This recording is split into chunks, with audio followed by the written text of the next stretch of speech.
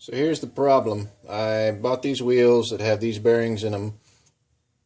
It's a weird bearing though. The ID of this bearing is 43/64, which is a very weird measurement.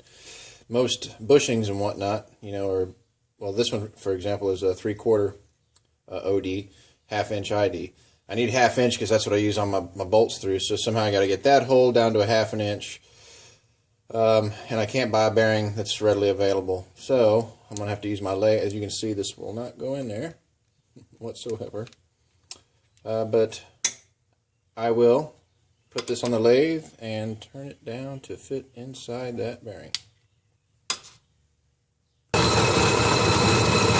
Here we go, turning it down just a little bit at a time. Taking off about 10 thousandths right now. And after about 5 minutes of that, it fits in there like a glove. No wiggle room at all.